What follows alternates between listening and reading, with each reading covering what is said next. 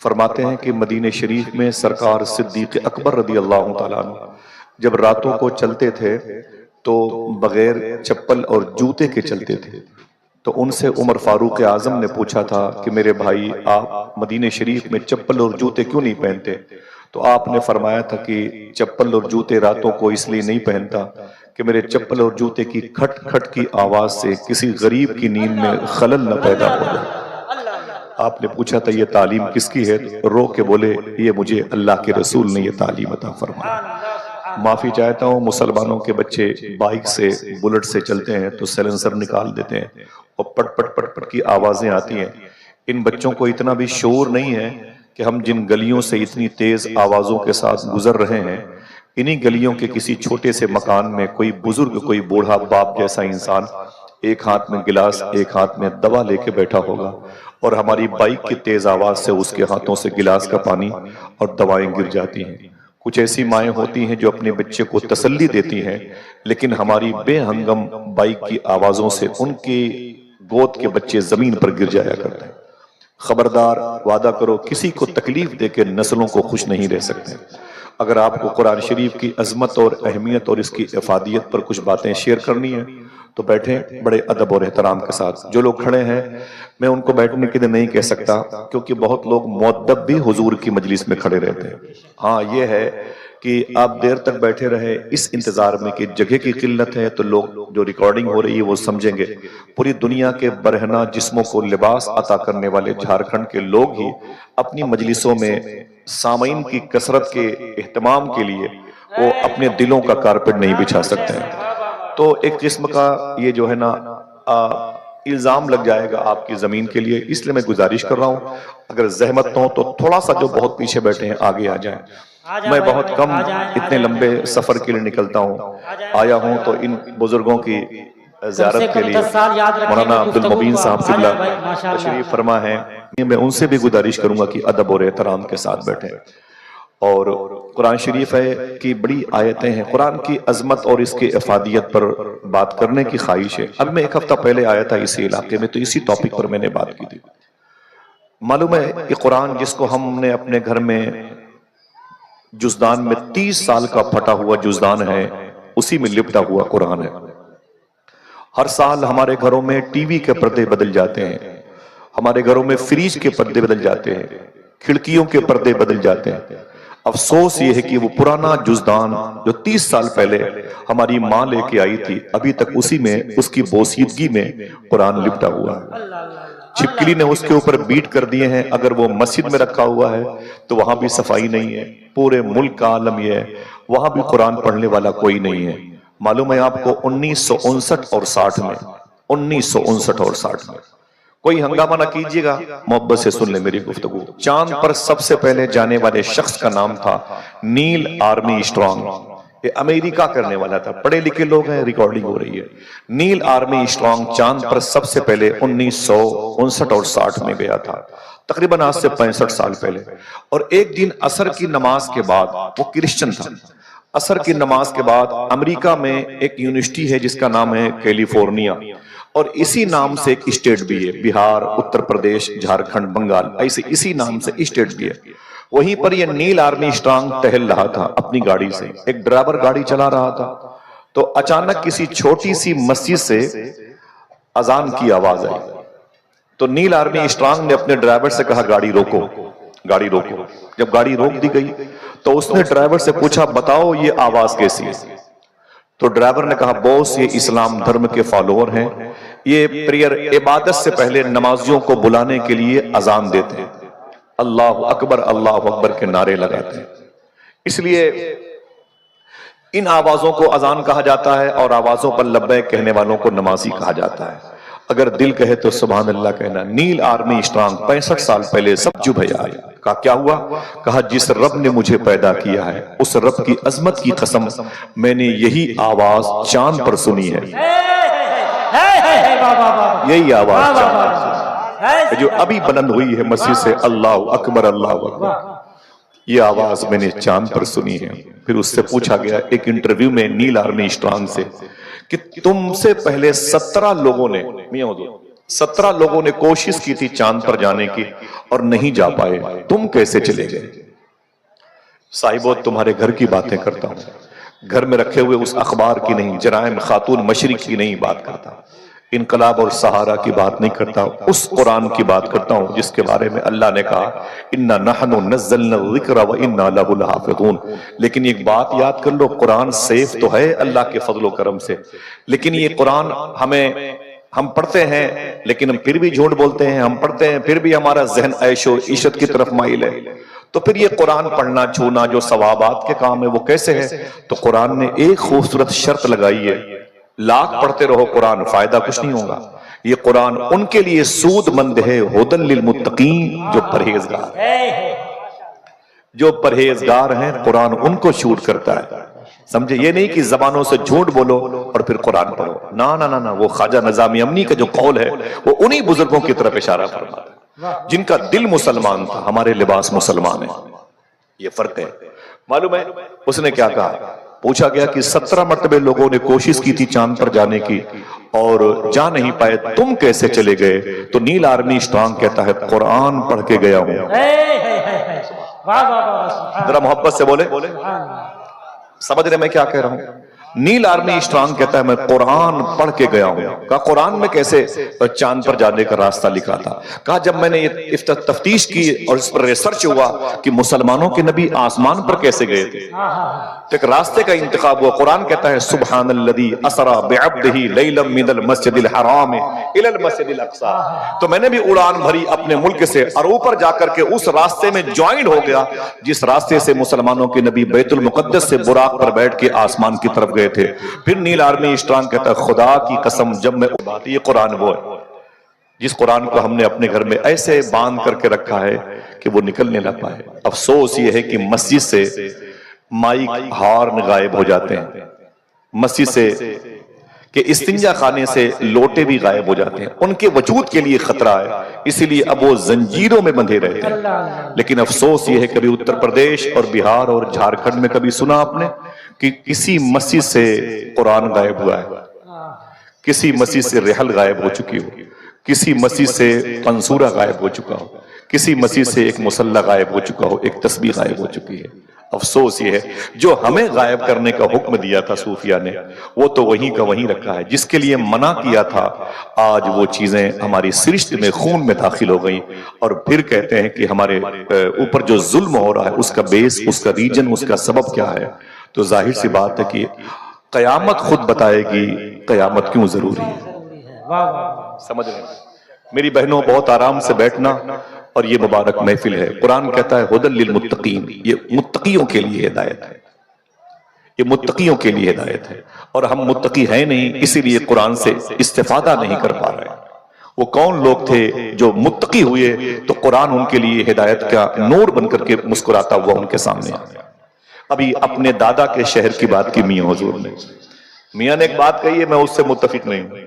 میاں فرماتے ہیں دعا کیجئے کہ پھر جلدی میری حاضری ہو جائے، تو میں گزارش کروں گا کوئی پوتا اپنے دادا کی بارگاہ میں پوچھ کر کے تھوڑی جاتا ہے۔ آپ کا گھر ہے ماشاءاللہ، آپ چاہیں گے تو ہم سب بغداد شریف چلیں گے انشاءاللہ۔ کتنے لوگ چلیں گے؟ ہاتھ اٹھا کے بولے انشاءاللہ۔ انہی سرکاروں کے سائے میں چلیں گے۔ یہ میرے دھنباد ہے، آسنسول ہے، کوڈرما کے قریب میں میرے دوست ہیں، وجے سنگھ ان کا نام ہے، وجے سنگھ، وہ بغداد شریف بہت جاتے ہیں، وجے سنگھ نام ہے، سبحان اللہ۔ وہ غیر مسلم دوست ہیں اور وہ گورنمنٹ سروس کے بڑی پوسٹ پر تھے، ان کے بیٹے بھی بڑے عاشق ہیں، جب کوئی بغداد شریف جاتا ہے تو غوث پاک کے خادموں کی خوب خدمت کرتے ہیں۔ میں نے کہا کہ وجے بھائی، بولے کیا بات ہے؟ میں نے کہا حضور غوث پاک کی بارگاہ میں پہلی مرتبہ آپ آئے ہیں، جب وہ ساتھ میں تھے، بولے جی۔ تو میں نے کہا کہ حضور غوث پاک کا دربار کیسے لگا؟ دیکھنا کتنے لوگ سبحان اللہ کہتے ہیں۔ میں نے کہا سیدنا شیخ کی بارگاہ کیسے لگی؟ تو بولے مجھے نہیں پتا میں کیوں پیدا ہوا ہوں، جو سمجھے گا وہی سبحان اللہ کہے گا۔ مجھے نہیں پتا میں کیوں پیدا ہوا ہوں، لیکن جب سے میں نے آپ کا دربار، آپ کا روضہ شریفہ دیکھا ہے، میرے دل سے آواز آ رہی ہے بس آپ ہی کو دیکھنے کے لیے پیدا ہوا ہوں۔ نعرہ تکبیر، نعرہ رسالت، فیضان غوث اعظم، آپ ہی کو دیکھنے کے لیے پیدا ہوا ہوں۔ میں نے دیکھا ایک ہندو بھائی کے دل میں غوث پاک کی محبت، تو مجھے یاد آئے اعلیٰ حضرت۔ غوث پاک کا عشق ایک ہندو بھائی کے دل میں دیکھا تو یاد آئے گا بریلی شریف کے تاجدار، اور پھر اسی وقت بدعقیدوں کی، سلفیوں کی، وہابیوں کی دریدہ دہنی دیکھی، سیدنا شیخ کے تصرفات پر، ان کے اجتماع پر مذاق اڑاتے ہوئے دیکھا، تو میں نے کہا کہ 100 سال پہلے بریلی شریف کی زمین رہی ہوگی، علامہ رضا علی خان کے بیٹے علامہ نقی علی خان، ان کے بیٹے امام اہل سنت رہے ہوں گے، سوداگران کی گلی رہی ہوگی، ایک چھوٹا سا حجرہ رہا ہوگا، اعلیٰ حضرت بیٹھے رہے ہوں گے، ایک ڈائری سامنے رکھی رہی ہوگی، ایک ڈائری سامنے رکھی رہی ہوگی، ہاتھوں میں قلم رہا ہوگا، اعلیٰ حضرت ایک منقبت لکھ رہے ہوں گے، طلب کا منہ تو کس قابل ہے یا غوث، مگر تیرا کرم کامل ہے یا غوث، جو کرن و سیر میں عارف نہ پائیں وہ تیری پہلی ہی منزل ہے یا غوث، جسے ڈھونڈیں نہ پائیں جاہ والے وہ بن مانگے تجھے حاصل ہے یا غوث، ولی کیا مرسل آئیں خود حضور آئیں وہ تیری واز کی محفل ہے یا غوث۔ میں نے کہا کہتے کہتے پھر اعلیٰ حضرت کو ان سلفیوں کی بدعقیدوں کی دریدہ دہنی یاد آئی ہوگی، اور اسی کے قریب میں ہندو مذہب کے لوگوں کی غوث اعظم سے محبت بھی یاد آئی ہوگی، تو اعلیٰ حضرت نے قلم کو ڈائری پہ رکھا ہوگا اور پھر داہنے ہاتھ کو پیشانی پر مارا ہوگا اور کہا ہوگا دتری کی ستم کوری وہابی رافضی کی کہ ہندو تک تیرا قائل ہے یا غوث، کہ ہندو تک تیرا قائل ہے یا غوث۔ حضور سیدنا شیخ کی بارگاہ میں انشاءاللہ چلیں گے، تصور میں بھی چلیں گے بیٹے، بہت بہت شکریہ، چلیں گے انشاءاللہ۔ کتنے لوگ ہاتھ اٹھا کے بولے چلیں گے؟ ایک مرتبہ محبت سے کہہ دیں لبیک یا غوث اعظم۔ یہ جس قرآن کی مجلس میں آپ آئے ہوئے ہیں یہ آپ بھی پڑھتے، ہم بھی آوارہ ہو گئی، لڑکے آوارہ ہو گئے۔ آج مدارس میں بھی توکل کے خلاف عمل دیکھنے کو ملتا ہے، مشائخ کرام کی آپس کی کھینچا تانی نے قوم کو توڑ دیا۔ پھر آئیے قرآن کے پاس، قرآن کہتا ہے میں ان کے لیے نور ہوں جو پرہیزگار ہیں۔ میں سب کی بات نہیں کرتا، ھدی للمتقین، کون ہے پرہیزگار؟ میاں نے بغداد شریف کی بات کی نا، تو بغداد شریف کے بالکل بیچوں بیچ شہر میں ایک نہر بہتی ہے جس کو نہر دجلہ کہتے ہیں، اس کے ایک حصے کو کاظمین کہتے ہیں اور دوسرے حصے کو آزمین کہتے ہیں، جہاں 100 مرتبہ خواب میں اللہ کو دیکھنے والے امام اعظم ابو حنیفہ آرام کر رہے ہیں، ان کے روضہ شریفہ کے بغل میں شیخ ابو الحسین نوری آرام کر رہے ہیں، ان کے روضہ شریفہ کے قریب میں وہ بزرگ ہیں جن کا نام ہم مناجات میں لیتے ہیں بحر شبلی شیر حق، دنیا کے کتوں سے بچا ایک کارک عبد واحد بیریا کے واسطے۔ میں ابھی اکتوبر کے مہینے بغداد شریف سے آیا ہوں اور انشاءاللہ آپ سب کے علماء کرام کے قدم کی برکتیں شامل نہیں، تو انشاءاللہ دسمبر کی 29 تاریخ کو غوث پاک کی بارگاہ میں انشاءاللہ سفر ہے، چلیں گے انشاءاللہ ساتھ میں؟ ہاتھوں کو اٹھا کے بولے انشاءاللہ چلیں گے۔ ہم سب کے اکٹھا ہونے کا مطلب یہاں نہیں ہے، بغداد میں اکٹھا ہونا ہے انشاءاللہ کہہ دیں۔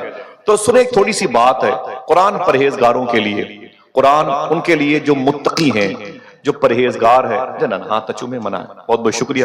میں میاں اکیلے اسٹیج پر آتا ہوں، میں اکیلے آتا ہوں، ایک فائبر کی کرسی پہ بیٹھ کے تقریر کرتا ہوں، اور نہ اکیلے کسی اسٹیشن پر 2 آدمی کو بلاتا ہوں، نہ کبھی ایئرپورٹ پر، میرے مزاج میں نہیں ہے۔ علماء کرام کی جوتیاں میرے سر کا تاج بن جائیں تو میں واللہ العظیم فخر کرتا ہوں۔ میرے سامنے جب کوئی خطیب ان علماء کی تضحیق کرتا ہے تو مجھے بڑی تکلیف ہوتی ہے، جب سادات کا لوگ مذاق اڑاتے ہیں مجھے بڑی تکلیف ہوتی ہے، جب زمین پر بیٹھنے والوں کی جو ہے نا بڑی بے ادبی کی جاتی ہے تو مجھے بڑی تکلیف ہوتی ہے۔ آپ ہی ہیں جو میری مغفرت کا سامان ہے، بس تھوڑی سی میری بات سن لیں۔ تو امام اعظم کے روضہ شریفہ کے قریب میں ایک بزرگ ہیں، ان کا نام ہے بشر حافی، یہ نام سنا ہوگا، باپ کا نام ہے حارث، بشر ابن الحارث۔ میرے دوست ہیں ابراہیم بھائی، وہاں کے خادم ہیں، ان کی امی ہیں، ان کے والد صاحب ہیں، اور مجھ پر بڑے کرم فرما ہے۔ تو بشر حافی یہ بغداد شریف میں ایک بزرگ کی مزار شریف آئے، ٹھیک ہے، نام یاد رہے گا؟ 2 آدمی بولیں کیا نام لیا میں نے؟ بولے بشر بشر حافی بشر بولتے ہیں ہم لوگ، کبھی کبھی لسانیات کا فقدان ہوتا تو جو ہے بشر حافی بول دیتے ہیں، بشر بول دیتے ہیں وغیرہ وغیرہ، لسانیات کی تہذیب کا معاملہ ہوتا ہے۔ بشر حافی ایک بزرگ ہیں، معلوم ہے پہلے کیا تھے؟ بغداد کے سب سے بڑے بیئر بار کے مالک تھے، پورے بغداد میں سب سے زیادہ شراب کی دکانیں انہی کے پاس تھیں، سب سے نہ جانے کتنی بچیاں یتیم ہو گئی، نہ جانے کتنے عورتیں بیوہ ہو گئی، نہ جانے کتنے بوڑھے ماں باپ کے سامنے ان کے بیٹوں کا جنازہ اٹھا شراب پی پی کر کے۔ پورے شہر میں بشر حافی اتنے بدنام تھے، اتنے بدنام تھے، جب اپنے گھر سے نکلتے تھے بیئر بار جانے کے لیے، میکدہ ٹھیکہ دیشی شراب، تو محلے کے بچے ان کو دیکھ کے کہتے تھے یار اپنے اپنے گھروں میں بھاگ جاؤ، دنیا کا سب سے بڑا گنہگار بشر حافی آ رہا ہے، اگر اس کی نظر بھی کسی پر پڑے گی تو وہ بھی گنہگار ہو جائے گا۔ یہ بچے ان کو دیکھ کے اعلان کرتے تھے یہی بشر حافی ہیں۔ توجہ سننا میری بات، کوئی ہنگامہ نہیں، دل نہ کہے تو چلے جانا لیکن دل چھوڑ کے جانا۔ 25 سے 30 سال ہو گئے اسی زمین پہ رہتے ہوئے، جلسے جلوس کی دنیا میں، تھوڑا سا اپنی عاقبت کو ہم اور آپ سنواریں۔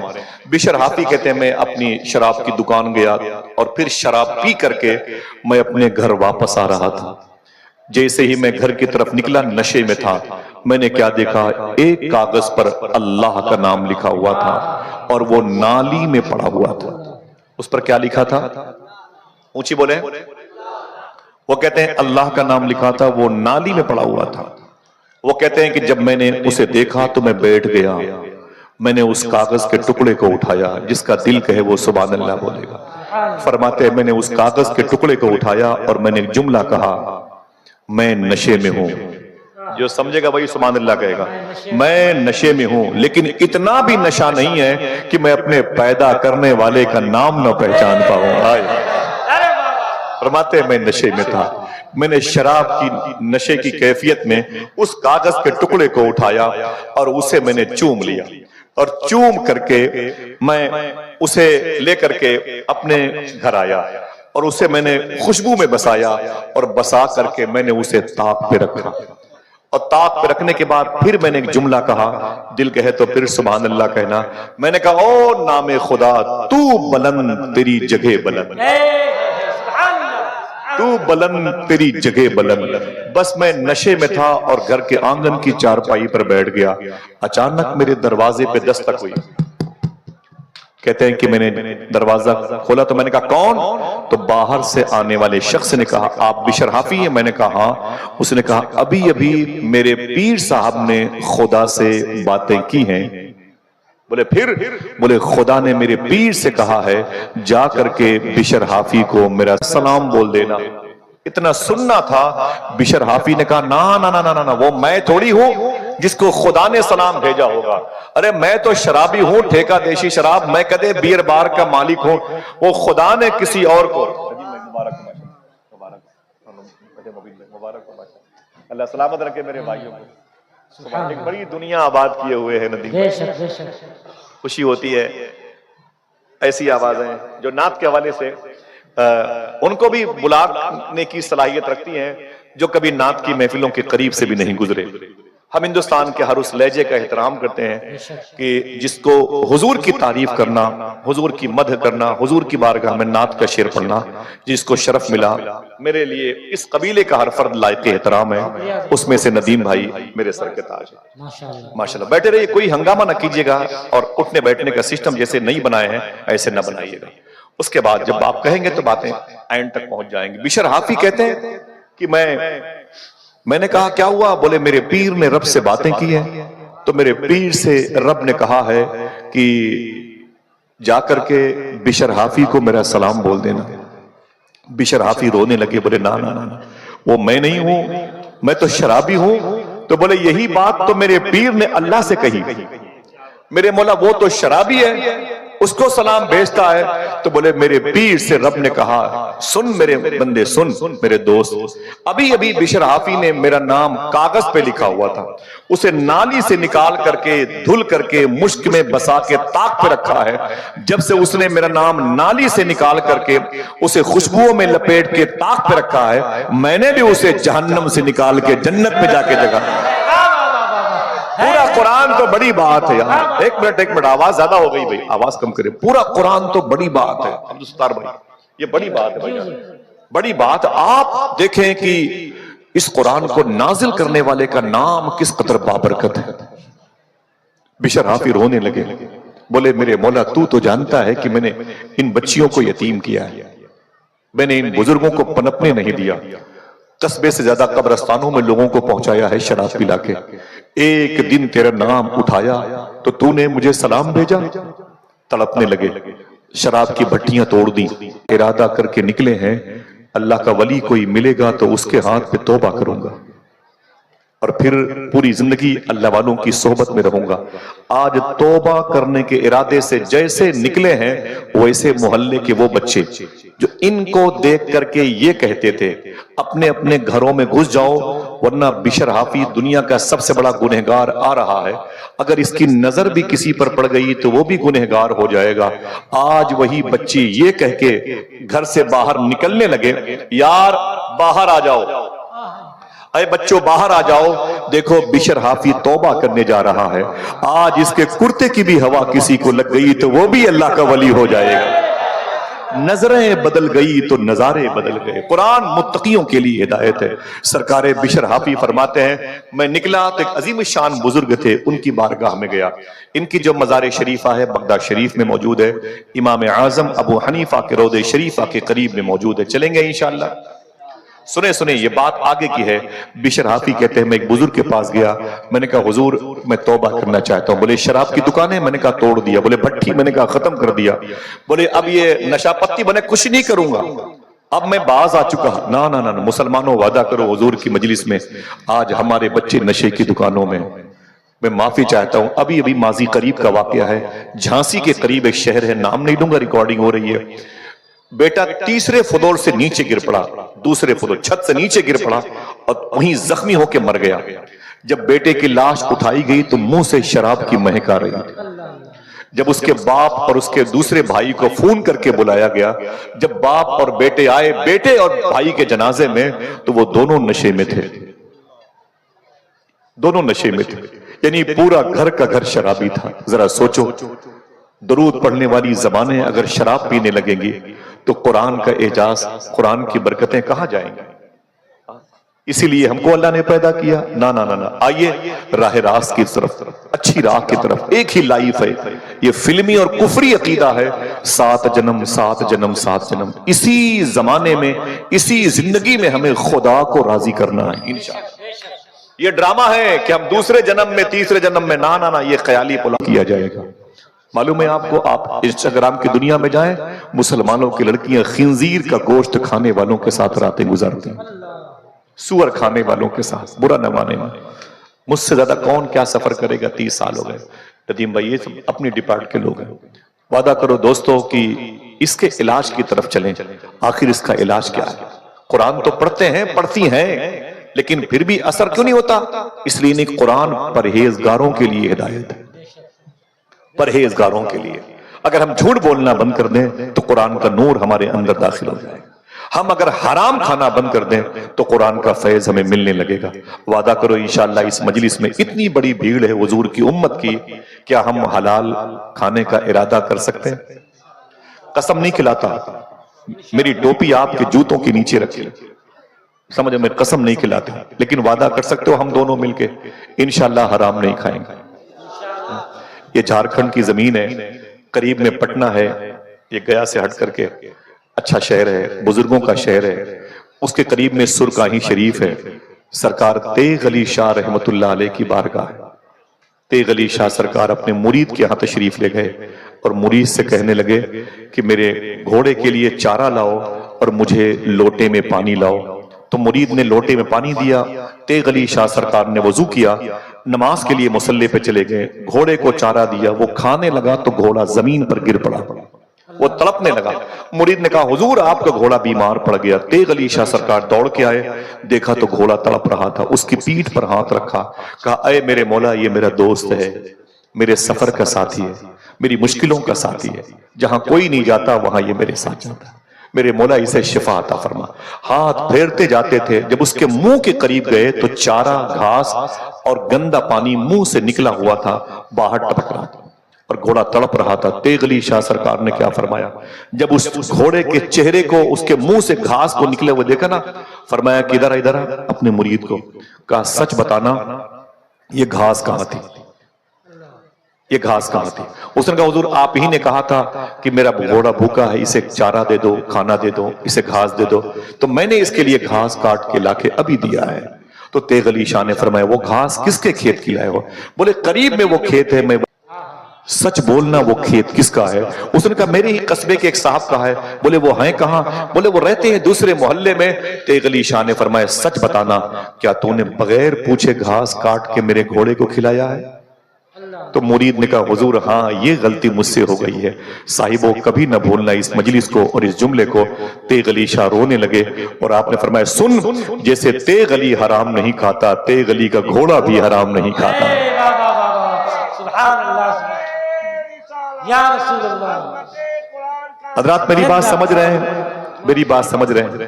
میں کیا کہنا چاہتا ہوں, مسلمانوں کے بچے جب شراب پینے لگیں گے, مسلمانوں کے بچے رشوت اور دلالی کے پیسوں سے اپنی بچیوں کی پرورش کریں گے, اپنی ماؤں کے لیے ممبئی سے, چنئی سے, دہلی سے سامان بھیجیں گے, تو ذرا سوچو کہ ان کی آنے والی نسلیں کیسی پیدا ہوں گی. میں معافی چاہتا ہوں, میں آپ کے قدموں کے نیچے بیٹھنے والا انسان ہوں, لیکن آج وعدہ کرو عظمت قرآن کانفرنس میں آسنسول کا علاقہ, کوڈرما کا علاقہ, پارسناتھ کی زمین اور یہ جھارکھنڈ کی ایک تہذیب و ثقافت کی ایک مکمل ایک مرکزی جگہ, وعدہ کرو انشاءاللہ ہم اور آپ اب حلال کھانے کی شروعات کرنے کا ارادہ کرتے ہیں. اپنے بچوں کو آپ حلال کھلائیں انشاءاللہ, تب یہ بچے پرہیزگار بنیں گے, پھر قرآن کا فیض ان کو ملے گا انشاءاللہ. تو پیر صاحب کے پاس کون گئے جن کا نام تھا بشر حافی؟ کیا نام تھا؟ اور کوئی کیا نام لیا میں نے؟ ماشاءاللہ اونچی بولیں. پیر صاحب نے کیا کہا؟ بولے حضور میں کیا کروں؟ تو پیر صاحب نے تسبیح دی, ایک مصلی, کہا اسے لے کے جاؤ. کہا کیا کروں گا؟ کہا لے کے جاؤ اور گھر کے کنارے پر بیٹھ جاؤ اور تسبیح پڑھو, الا اللہ الا اللہ. کیا پڑھنا تھا؟ اونچی بولیں. الا اللہ الا اللہ. اب گھر آ گئے تو مصلی بچھایا, تسبیح لے کے بیٹھ گئے, الا اللہ الا اللہ الا اللہ. 2 دن ہو گیا تو بیوی آ گئی. بولے میرے شوہر شراب کی دکانیں بولے توڑ دیا, بولے بٹیاں بولے سب ختم کر دیا. بولے اب کیا ارادہ ہے؟ بولے بس یہی تسبیح لے کے. بولے اچھا یہی کرو گے؟ بولے ہاں. تو بولے یہ بچے کیسے پلے؟ تو بیوی نے کہا شہر کے اسی چوراہے پر 25-50 مزدور صبح کو کھڑے ہوتے ہیں, وہیں جا کے تم بھی کھڑے ہو جاؤ, وہیں جا کے تم بھی کھڑے ہو جاؤ اور تمہیں بھی کوئی اپنے گھر لے کے جائے گا, تم سے صبح سے شام تک مزدوری کروائے گا, اور پھر رات میں واپسی میں 300-500 مل جائیں گے, دال نمک چاول کا انتظام ہو جائے گا. تو بشر حافی نے کیا کہا؟ صبح کو جاؤں گا. کہاں جانا تھا؟ شہر کے چوراہے پر جہاں مزدور ہوتے ہیں وہیں جانا تھا, کسی نہ کسی کے گھر میں مزدوری کرنے کے ارادے سے. لیکن جب صبح نکلے تو جھولا لیا, لوٹا لیا, مصلی لیا, تسبیح لی, کندھے پہ رکھا. ان کے گھر سے تقریباً 1.25 کلومیٹر کے فاصلے پر وہ نہر ہے جسے نہر دجلہ کہتے ہیں. میں پیدل گیا ہوں اس لیے بتا رہا ہوں, نہر دجلہ کہتے ہیں. وہاں نہیں گئے شہر کے چوراہے پر جہاں مزدور ہوتے ہیں, وہاں گئے جہاں وہ نہر کا پانی تھا, وہیں گئے, لوٹے سے پانی نکالا, وضو کیا, مصلی کو بچھایا, 2 رکعت نماز پڑھی اور تسبیح لے کے بیٹھ گئے, الا اللہ الا اللہ. کیا اللہ کا نام ہے, محبت سے بولے الا اللہ. جتنے لوگ بیٹھے ہیں اتنی آوازیں آ جائے تو رب کا فضل بھی زمین پر آ جائے. الا اللہ الا اللہ الا اللہ. جب شام ہوئی نا, جب شام ہوئی تو لوٹا, جھولا, مصلی, تسبیح کندھے پہ رکھا اور گھر میں آ گئے. تو بیوی نے کہا کیا ہوا؟ کام کیا؟ بولے دن بھر کیا. اور کام کیا کیا تھا؟ ماشاءاللہ کیا کیا تھا؟ بیوی نے پوچھا کام کیا؟ بولے دن بھر کیا. کام کیا کیا تھا؟ تو بیوی نے کہا پھر مزدوری. جس کا دل کہے وہ سبحان اللہ بولے. بولے مالک بہت اچھا ہے. بولے کیا مطلب؟ بولے کہ جس کے یہاں میں کام کر رہا ہوں وہ تو بنا مانگے دینے والا ہے. آئے آئے سبحان. ذرا محبت سے کہہ دو سبحان اللہ. آپ کو دیا ہے, کس کو اس نے بنا مانگے دیا. آپ کتنے خوش قسمت ہیں کہ آپ کو اللہ نے قرآن پڑھنے کی توفیق عطا فرمائی. اس نعمت سے ہندوستان کے بدیش منتری کو محروم رکھا. آپ اور ہم کتنے اللہ کے فضل و کرم کے اور شاکرین کی سب میں آ جائیں, سائے میں ہیں ماشاءاللہ. معلوم ہے کیا کہا؟ بولے موری لے کے آنا, چولہے نہیں جلتے, بچے بھوکے ہیں. بولے کل دیکھیں گے. صبح ہوئی تو پھر وہی لوٹا جھولا مصلی تسبیح کندھے پہ رکھا, پھر چلے گئے نہر دجلہ کنارے, اور پھر لوٹے سے پانی نکالا, وضو کیا, مصلی بچھایا, 2 رکعت نماز پڑھی, تسبیح لے کے بیٹھ گئے. جو دائیں بائیں لوگ ہیں ان کی آوازیں نہیں آ رہی. اللہ کا نام. جب حضور غوث پاک مدائن کے جنگل میں یہ نام لیتے تھے تو جنگل کے سارے درندے, شیر, چیتے غوث پاک کی بارگاہ میں گولائی میں آ کے بیٹھ جاتے تھے اور آواز میں آواز ملا کے پڑھا کرتے تھے. جس کے صدقے میں, جس کے فضل سے یہ زبانیں ملی ہیں, آج اس رب کا نام ہماری زبانیں نہیں لیتی. سرکار بشر حافی کہتے ہیں میں تسبیح لے کے بیٹھ گیا, الا اللہ الا اللہ. جب شام ہوئی تو پھر لوٹا جھولا تسبیح مصلی کندھے پہ رکھا, پھر گھر آیا تو بیوی نے کہا کیا ہوا؟ تو میں نے کہا دن بھر کام کیا. کام کیا تھا؟ تو بیوی نے کہا کہ وہ مزدوری. تو پھر بولے مالک بہت اچھا ہے, 1 ہی 2 دن تو کام کیا ہوں, مزدوری مانگتے ہوئے شرم لگتی ہے. 1 ہی 2 دن تو کام کیا ہوں, مزدوری مانگتے ہوئے شرم لگتی ہے. پھر بیوی نے کیا کہا؟ میری بہنوں سننا, بیوی نے کیا کہا؟ نا نا نا بات نہیں بنے گی, کل جانا تو مزدوری لے کے آنا, اور اگر کل شام کو تیرا مالک مزدوری نہ دے تو پرسوں سے یہ کام بند. پھر کہیں اور جانا. دل کہے تو سبحان اللہ کہنا. بیوی کے کان میں بولے کام تو یہی کروں گا, مزدوری ملے کہ نہ ملے. ہائے ہائے, ذرا محبت سے کہہ دو سبحان اللہ. کام کیا تھا؟ الا اللہ. سرکار بشر حافی کہتے میں چلا تو پھر میں جا کے 2 رکعت نماز پڑھی, تسبیح لے کے بیٹھا, الا اللہ کے نعرے لگائے. عصر کی نماز کے بعد میں گھر آتا تھا, نہیں آیا. بیوی کا الٹیمیٹم تھا کچھ لے کے آنا, تو تھے ہی نہیں کچھ. تو کہتے ہیں میں نے مغرب پڑھی وہیں پر, عشاء پڑھی وہیں پر, نہیں آیا. گھڑی تھی نہیں. مثال کے طور پہ سوچے کہ رات کے آخری حصے میں جائیں گے, میری بیوی میرے بچے اندھیرے میں سو جائیں گے, میں جاؤں گا دروازے پہ بیٹھ جاؤں گا, اور پھر جب دروازے پر بیٹھ جاؤں گا تو چٹائی پہ سو جاؤں گا, فجر کی آواز آئے گی اذان کی, مسجد چلا جاؤں گا, نماز پڑھ کر سیدھے بھوکا پیاسا نہر دجلہ کے پاس آؤں گا, پھر یہی لوٹے سے وضو کا پانی نکالوں گا, وضو کے بعد چٹائی بچھا کے مصلی بچھا کے نماز پڑھوں گا, پھر یہی تسبیح لے کے بیٹھ جاؤں گا. جب بیوی سے ملاقات ہی نہیں ہوگی تو بیوی کے سوال کا جواب مجھے دینے کی ضرورت نہیں ہے. لیکن صاحبوں بہت آہستہ سے بولتا ہوں, جیسے گھر کے دروازے پر پہنچے تو کیا دیکھا؟ گھر میں چراغ جل رہا ہے. چراغ بڑے بڑوں کے گھروں میں نہیں جلتا تھا. اور قریب پہنچے تو کیا دیکھا؟ گھر سے کھانے کی خوشبو آ رہی ہے. اور تو بیوی کے جسم پہ نیا لباس دیکھا تو خوش ہو گئے. بیوی نے اپنے شوہر کو دیکھا تو سلام کیا, اور سلام کے بعد معلوم ہے بشر حافی نے کہا بات کیا ہے؟ چراغ جل رہا ہے. بات کیا ہے کہ گھر میں کھانے کی خوشبو باہر آ رہی ہے. بات کیا ہے کہ بچے کی گلکاریاں, ہنسنے کھیلنے کی آوازیں آ رہی ہیں. تیرے چہرے پر یہ مسکراہٹ, تیرے جسم پر یہ نیا لباس, جو بیٹھا ہوا ہے, جو لوگ کھڑے ہیں, میری ماں بہنیں. سنیں توجہ کے ساتھ, اور مرد حضرات اگر دل کہے تو سبحان اللہ کہنا. تو معلوم ہے بیوی نے کیا کہا؟ اے میرے شوہر, تم 3 دن سے جس مالک کے ہاں کام کرنے جاتے ہو, اس مالک کے دن میں 2 نوکر 1 مہینے کا راشن لے کے آئے تھے. 1 مہینے کا راشن لے کے آئے تھے. اتنا سنا تو سرکار بشر حافی رونے لگے, سجدے میں چلے گئے, بہت روئے.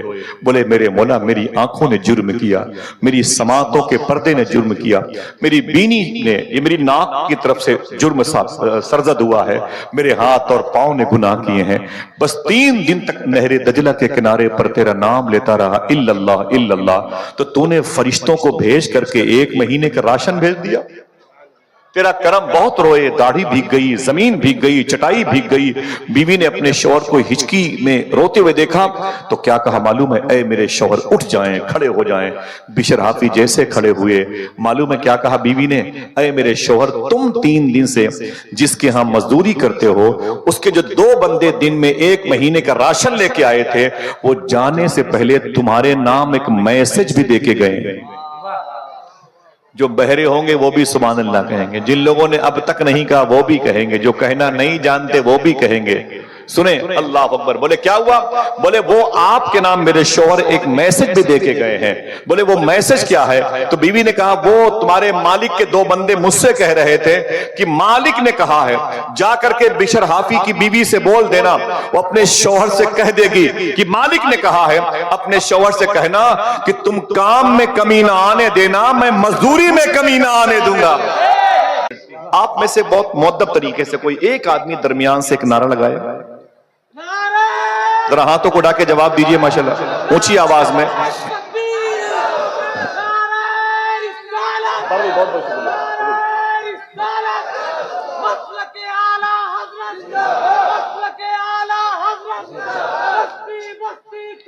رضی اللہ تعالیٰ عنہ۔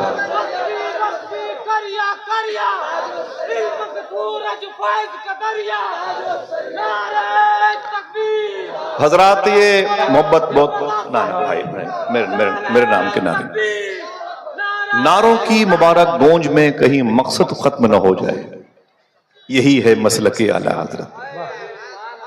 سمجھ رہے میری بات؟ خدا کی قسم یہی ہے مسلک اعلی حضرت۔ اگر ہمارے بچے حلال کھانے لگے تو کہنا کہ ہمارے بچے مسلک اعلی حضرت کی راہ پہ، اعلی حضرت کی راہ پہ، مسلک پہ چلتے نظر آتے ہیں۔ واللہ العظیم جھوٹ بولنے سے ہمارے بچے باز آ جائیں تو کہنا کہ میرے بچے اب قرآن کے فیضان کا نور پا چکے ہیں۔ کیا کہا تھا کہ تمہارے اچھا ابھی تک مالک پینڈنگ میں ہے، وہ مالک کون ہے؟ 3 دن تک اللہ کا نام لیا، 1 مہینے کا راشن آیا، آواز دی گئی تم کام میں کمی نہ آنے دینا، میں مزدوری میں کمی نہ آنے دینا۔ مجھے بتائیں کہ اللہ کا فضل کیسے ظاہر ہوتا ہے؟ یہ 3 دن کام کیا تھا تو 3 دن کی مزدوری آتی نہیں۔ جو اس کا نام 1 مرتبہ لیتا ہے اللہ مقبول لوگوں کی محفل میں اس کا نام 10 مرتبہ لینے کی توفیق عطا فرماتا ہے۔ 1 کے بدلے 10، 2 کے بدلے 20 اور 3 کے بدلے 30 دن کی برکتیں اللہ نے عطا فرمائی۔ کبھی کبھی معلوم ہے آئیے مسجد کے کونے میں گزارش کرتا ہوں، ماں بہنوں سے بھی گزارش کرتا ہوں، تمہاری اولاد ہے یہ تمہارے شوہر کہتے ہیں فلاں ہوٹل کی پنیر بہت اچھی ہے، فلاں ہوٹل کی بریانی بڑی اچھی ہے، آؤ چلتے ہیں وہاں کھانے کے لیے۔ ان سے کہو کہ کبھی کبھی محلے کی مسجد میں چلے جائیں، استنجا خانے صاف کر دیں، مسجد کے جو مصلے ہیں ان پر عطر لگا دیں، قرآن کے پارے جو بوسیدہ ہیں، جزدان پرانے ہیں، میری بہنوں 50-50 ہزار روپے کے لاچے پہن کے شادیوں میں دلہن بن کے گھومتی ہیں میری بہنیں۔ صوفیہ کہتے ہیں ان لڑکیوں سے کہو کبھی مارکیٹ سے اپنے شوہر سے اچھے کپڑے منگوائیں، نیا جزدان قرآن کا نیا لباس بنا کر کے اسے مسجد میں بھیج دیں۔ آپ پرفیوم لگاتے ہیں، خوشبودار چیزیں لگاتے ہیں، نان الکوہل کی چیزیں لگاتے ہیں، صوفیہ کہتے ہیں کبھی کبھی مسجد میں لے کے چلے جائیں، مصلے پہ سجدہ کرنے کی جگہ پہ خوشبو لگا دیں۔ بولے اس سے کیا ہوگا؟ بولے نمازی اگر سجدے میں جائے گا 3 مرتبہ کہنا ہوگا سبحان ربی الاعلی، اور تمہاری خوشبو اسے مل گئی تو تسبیح بڑھا دے گا، تسبیح وہ بڑھائے گا ثواب تیرے کھاتے میں آ جائے گا۔ کبھی کبھی مسجد میں جاؤ، صاحبو ہاتھ جوڑتا ہوں، جا کر کے جھاڑو لگاؤ۔ بابا فرید گنج شکر رضی اللہ تعالیٰ عنہ کون ہے؟ یہ سرکار محبوب الہی اور صابر پاک نواز گیسو دراز کے بردادا پیر ہے، قطب الدین بختیار کاکی کے لاڈلے بیٹے ہیں، سرکار غریب نواز کے سلسلے طریقت کے پوتے ہیں، خواجہ عثمان ہارونی کے پرپوتے ہیں، لاہور سے 250 کلومیٹر کے فاصلے پر پاک پٹن میں آرام کر رہے ہیں۔ ان سے ایک شخص نے کہا تھا آپ کی تقریر سنتا ہوں لیکن باتیں اثر نہیں کرتی ہیں۔ سننا صاحبو، آپ کی تقریر سنتا ہوں لیکن باتیں اثر نہیں کرتی ہیں۔ تو آپ نے فرمایا پریشان مت ہو، تیرے گھر کے قریب میں کوئی مسجد ہے؟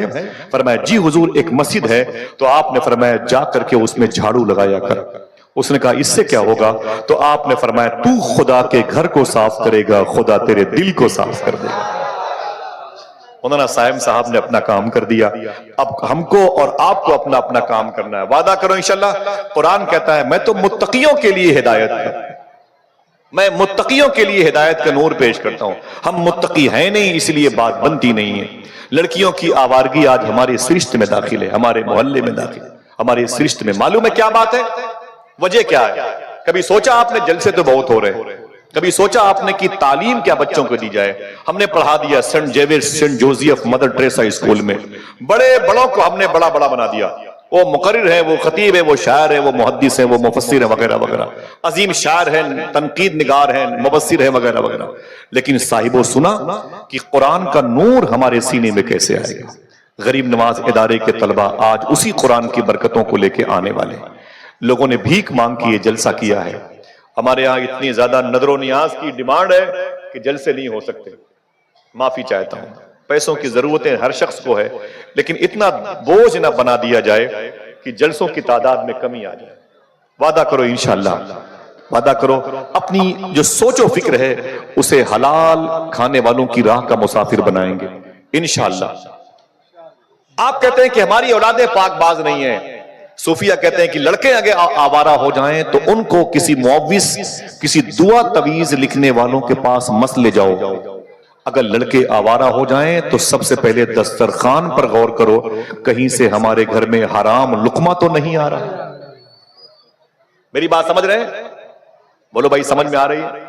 غور کرو دسترخوان پر حرام لقمہ تو نہیں آ رہا ہے۔ اگر حرام کھلا کے ہم نے اپنے بچوں کو پڑھا کے آپ نے دہلی اور پھر چنئی اور بینکاک اور بینجنگ بھیج دیا، یوگوسلاویہ بھیج دیا، چیچینیا بھیج دیا، آذربائیجان بھیج دیا، تو بچے آوارہ ہو جائیں گے، ان کے ٹیبل پر شراب کی بوتلیں رکھی ہوں گی، وہ قرآن کی توہین کریں گے۔ وعدہ کرو انشاءاللہ اپنے بچوں کو حلال کھلائیں گے۔ وہ جو اعجاز قرآن ہے، عظمت قرآن ہے، اس کا فیض بچوں کو کیسے ملے گا؟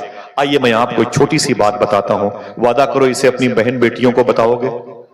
ہاتھوں کو اٹھا کے بولے انشاءاللہ، اونچی بولے میں اونچی۔ میں لکھنؤ کے قریب کا ہوں اور ہمارے ہاں بڑی سنجیدگی ہے، یہ لکھنؤ تو نہیں ہے۔ حضور ایک اعلان کے لیے بڑا پریشر ہے۔ جی کر دے ماشاءاللہ۔ جی وہ اسٹیج کے بائیں طرف جو گاڑیاں ہیں، میں ان سے گزارش کروں گا کہ آپ گاڑی ہٹا لیں تاکہ لوگوں کو آنے جانے میں کوئی پریشانی نہ ہو۔ اسٹیج کے بائیں طرف جو گاڑیاں لگی ہوئی ہیں، میں ان کے مالکان سے گزارش کروں گا کہ آپ گاڑی کو سیٹ کر لیں۔ بہت بہت شکریہ، ذرا ہاتھوں کو اٹھا کے بول دیں لبیک یا رسول اللہ۔ لبیک یا رسول اللہ۔ اونچی بولے، اونچی بولے۔ اب سفر کرنا آسان کام نہیں ہے، ٹرینوں پر ہو، آپ کو دیکھ کر کے کمنٹس ہوتا ہے، آپ کو دیکھ کے تنقید ہوتی ہے، فلائٹ پہ جائیں تو پریشانی ہے، ٹوپی لگا لیں تو پریشانی ہے، اتار دے تو پریشانی ہے، اس لباس میں سفر کرنا مشکل کام ہے۔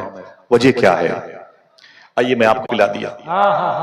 ہمارے ایک امام صاحب آئے ہیں، لوگ کہتے ہیں وہ جو ہے نا بڑے بڑوں کو بھی غریبوں کے قریب لا کے کھڑا کر دیا، شیر اور بکری کو ایک گھاٹ پر پانی پلا دیا، یہ محاورہ بن گیا۔ لیکن ہم نے کہا کیا کبھی ایسا ہوا ہے کہ شیر اور بکری کو ایک گھاٹ پر پانی پیتے ہوئے دیکھا گیا ہے؟ جب میں نے فائل پڑھی تو پتا چلا 1350 سال پہلے ملک شام، جسے سیریا کہتے ہیں، جس کی راجدھانی کو دمشق کہتے ہیں، جس کے آنگن میں ایک ایسی قبرستان ہے جس میں امام حسین کی سگی بہن امی زینب آرام کر رہی ہیں، اگر دل کہے تو بولو امام حسین کی سگی بیٹی مخدومہ سکینہ آرام کر رہی ہیں، اگر کوئی منع کرے تب بھی کہنا کہ سرکار بلال حبشی بھی آرام کر رہے ہیں، سرکار امیر معاویہ بھی آرام کر رہے ہیں۔ اسی مبارک شہر میں سیف اللہ کا ٹائٹل پانے والے جناب خالد ابن ولید بھی آرام کر رہے ہیں، سلطان صلاح الدین ایوبی بھی آرام کر رہے ہیں، جناب عمر بن عبدالعزیز نام کے ایک بڑے عظیم بزرگ بھی آرام کر رہے ہیں، اسی شہر کے قریب میں ابن بطوطہ بھی لیٹے ہیں، اسی شہر میں شیخ اکبر شیخ محی الدین ابن عربی بھی لیٹے ہوئے ہیں۔ چلیں گے انشاءاللہ؟ ہاتھوں کو اٹھا کے بولے انشاءاللہ۔ بڑی زیارتیں ہیں، مجھے ادھر جانا نہیں ہے، مجھے بس ایک دو باتیں کرنی ہے۔ ہم اپنے کھان پان پر غور کریں تاکہ ہم قرآن کا وہ نور پا جائیں جو متقیوں کے لیے قرآن میں محفوظ ہے۔ ایسے بہت لوگ پڑھتے رہتے ہیں لیکن فیض نہیں ملتا۔ تو میں نے جب دیکھا تو پتا چلا ملک شام کے جنگل میں ایک گھاٹ پر شیر اور بکری پانی پی رہے تھے، شیر اور بکری ایک گھاٹ پر پانی پی رہے تھے۔ اللہ اکبر۔ تو ایک صاحب نے کہا کیا شیر اندھا ہے کیا، یا یہ بکری پاگل ہے کیا؟ بولے کیوں؟ بولے شیر بکری پہ حملہ کیوں نہیں کرتا، یہ بکری شیر کو دیکھ کے بھاگتی کیوں نہیں؟ تو ایک شخص نے کہا بات یہ ہے کہ اس وقت ایک مسلمانوں میں بادشاہ آیا ہوا ہے جس کا نام عمر بن عبدالعزیز ہے۔ سنبھل کے بولنا، ہنگامہ وغیرہ کہ میں قائل نہیں ہوں، میرے لیے پریشانی کا وقت، میری ایک بات رکھ لیں اور بس میں آپ کے پیروں کی مٹی لے جاؤں گا، یہ میری قبر میں کام آئے گی۔ بڑی دنیا ہے، مصروفیتیں سب کے ساتھ میں، معلوم ہے اس کو یاد کرے تو بات بنے گی۔ کہا کہ ایک بادشاہ ہے جس کا نام عمر بن عبدالعزیز ہے۔ بولے کیا مطلب؟ یہ شیر اور بکری ایک گھاٹ پر پانی پی رہے ہیں، شیر کس سے ڈرتا ہے؟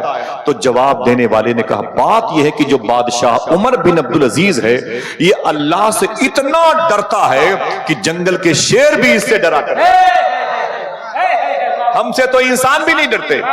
اللہ، یہ ایک بادشاہ ایسا ہے جو اللہ سے اتنا ڈرتا ہے کہ جنگل کے شیر بھی اس سے ڈرتے ہیں۔ میں نے کہا اس کا نام؟ بولے عمر بن عبدالعزیز۔ کوئی معمولی آدمی نہیں عمر بن عبدالعزیز، اپنے وقت کے گورنر تھے، ان کے باپ بھی بصرہ کے گورنر تھے، ان کے سسر کے باپ خواہ میں شامل تھا۔ حالانکہ میرے دل میں ان سب کی محبت نہیں ہے کیونکہ ان کے دور میں اہل بیت پر ظلم بہت ہوا۔ یہ علماء جانتے ایک اندر کی بات ہے، خاموشی سنیں آپ اور پھر باتوں کے مقصد تک جائیں آپ۔ جب میں نے دیکھا کہ یار پتا کرو عمر بن عبدالعزیز کے دل میں اللہ کا ڈر کیسے پیدا ہوا کہ جنگل کے شیر بھی اس سے ڈرتے ہیں، تو میں نے ان کا بایو ڈاٹا پڑھنا شروع کیا۔ ان کا باپ کون تھا، ان کے باپ کون تھے، باپ کا باپ کون تھا، ان کی ماں کون تھی، ماں کی ماں کون تھی، ماں کی دادی کون تھی۔ جب میں نے پڑھا تو ان کے اجداد امجاد میں ایک نام آیا جس کا دنیا عمر فاروق اعظم رضی اللہ تعالیٰ عنہ کہتے ہیں۔ ایک آدمی بولے میں نے کیا نام لیا؟ ہاتھ اٹھا کے بولے کیا؟ عمر فاروق اعظم۔ کوئی چھوٹا موٹا نام نہیں ہے۔ حضور نے فرمایا تھا میرے بعد کوئی نبی ہوتا تو عمر ہوتے۔ قرآن کی تقریباً 30 آیتیں ان کے ارادے کے مطابق اللہ نے نازل فرمائی ہے۔ حضور نے فرمایا تھا عمر جس گلی سے گزرتا ہے اس گلی سے شیطان نہیں گزرتا۔ اگر ایک آدمی سبحان اللہ کہنے کا وعدہ کرے بتا دوں، حضور نے فرمایا تھا اے لوگوں جب نیکوں کی بات کرنا تو میری عمر کی بات ضرور کر لینا۔ پہلو یہ رسول میں لیٹے ہوئے ہیں، حضور کے پہلو میں وہ گنبد خضرا جو لکڑی کا بنا ہوا ہے اس کے نیچے حضور کے پہلو میں لیٹے ہوئے ہیں۔ شاعر نے کہا کہ مہکی مہکی ہوئی کیوں آج یہ پروائی ہے، ہو کہ شاید یہ مدینے سے ابھی آئی ہے، ہم بھلا خاک سمجھ پائیں گے عظمت ان کی جس نے سرکار کے پہلو میں جگہ پائی۔ یہ سرکار عمر فاروق اعظم رضی اللہ۔ ذرا ان کے نام پر ہم اور آپ پھر سے ایک مرتبہ سبحان اللہ کہہ دیں۔ اللہ اس کا ثواب فلسطین کے شہیدوں کی روح کو نظر فرما دے، سوڈان کے شہیدوں کی روح کو نظر فرما دے۔ قریب میں اس ادارے سے محبت کرنے والے لوگ جو چلے گئے دنیا سے، جو اپنی اپنی قبروں میں ہیں، اللہ ان کی روح کو اس کا ثواب عطا فرمائے۔ اس نام کی برکتوں سے ان بچیوں کے قدم میں اللہ برکت دے، آمین کہہ دیں۔ سنیں آپ، جب میں نے دیکھا کہ ان کے بزرگوں میں ایک نام ہے عمر فاروق اعظم کا تو میں نے ان کی ہسٹری پڑھی۔ دیکھیں دادا کا اثر پوتے میں کیسے آیا، دادا کا اثر پوتے میں کیسے آیا، نانا کا اثر نواسے میں کیسے آیا۔ وعدہ کرو ہاتھ اٹھا کے ان باتوں کو اپنے گھر میں بتاؤ گے؟ انشاءاللہ بولے انشاءاللہ۔ میں آپ کو زحمت نہیں دوں گا، پتہ نہیں کیوں مجھے آپ اچھے مقصد کی طرف لے کے جاتے ہیں الحمدللہ۔ اور ایسے سلیقے سے علماء اکرام کی وجود ہوں تو اللہ تعالیٰ حضور غوث پاک کے فضل سے روحانیت پیدا کر دیتا ہے۔ سنیں آپ، سرکار عمر فاروق اعظم کون ہے؟ دنیا کے اپنے وقت کے سب سے بڑے بادشاہ ہیں، مومنوں کے امیر ہیں۔ اتنے بڑے مومنوں کے امیر کے باوجود راتوں کو مدینہ شریف میں عمر فاروق اعظم جب راتوں کو نکلتے تھے مدینہ شریف کی گلیوں میں اکیلے تو اپنے چہرے کو چھپا لیتے تھے۔ عمر فاروق اعظم اپنے چہرے کو چھپا لیتے اور عصا لاٹھی لیتے اور پگڑی باندھ لیتے اور راتوں کو ہر گھر کے دروازے کے قریب کان لگا کے سنتے۔ اگر کوئی بوڑھا ضعیف انسان روتا دوا کے لیے تو اس کی دوا کا انتظام کر دے، اگر کوئی عورت ڈیلیوری پوزیشن میں ہوتی تو اپنی بیوی کو لے کے آتی، حدیث شریف میں۔ اور اگر کوئی بچہ بھوکا سوتا روتا رہتا تو اپنے گھر سے وہ اناج لا کر کے، آٹے لا کر کے اس کے گھر میں روٹیاں اپنے ہاتھوں سے بناتے تھے اور ان یتیم بچوں کو کھلایا کرتے تھے۔ یہ عمر فاروق اعظم کی عادت تھی۔ ایک دروازے کے قریب سے نکلے تو اندر سے آواز آ رہی تھی۔ ماں نے اپنی بیٹی سے کہا اے میری بیٹی دودھ میں پانی ملا دے۔ کیا کہا؟ دودھ میں پانی ملا دے۔ ماں نے اپنی بیٹی سے کہا دودھ میں پانی ملا دے تو بیٹی نے کیا کہا؟ نا نا نا نا۔ بولے کیوں؟ بولے عمر فاروق اعظم نے منع کیا۔ جلدی بولو عمر کہاں ہے؟ حضرت عمر کہاں ہے؟ دروازے پر کھڑے۔ پھر ریورس کرتا ہوں، ماں نے کہا دودھ میں پانی ملا دے تو لڑکی نے کہا عمر فاروق اعظم نے منع کیا۔ تو ماں نے کہا کیا عمر دیکھ رہا ہے کیا؟ جس کا دل کہے وہ سبحان اللہ بولے گا. ماں نے کہا کیا عمر دیکھ رہا ہے کیا؟ تو لڑکی نے کہا عمر نہیں دیکھ رہا ہے، عمر کا خدا تو دیکھ رہا ہے. آئے آئے اللہ اکبر اللہ اکبر. کیا عقیدہ تھا یار. انہی کے لیے قرآن کہتا ہے میں انہی کے لیے ہدایت. عمر نہیں دیکھ رہا ہے، عمر کا خدا تو دیکھ رہا ہے. اچھا یہ عقیدہ آپ کا ہے؟ کس کا عقیدہ ہے کہ اللہ اسے دیکھ رہا ہے؟ اٹھائے رکھیں، تکلیف نہ ہو تو اٹھائے رکھیں. عقیدہ ہے آپ کا اللہ اسے دیکھ رہا ہے. ہمارا تو عقیدہ ہے کہ اللہ کے فضل سے اس کا حبیب بھی ہمیں دیکھ رہا ہے. عقیدہ ہے. لیکن معافی چاہتا ہوں یہی عقیدہ بند کمرے میں ہوتے ہیں تو کہاں چلا جاتا ہے.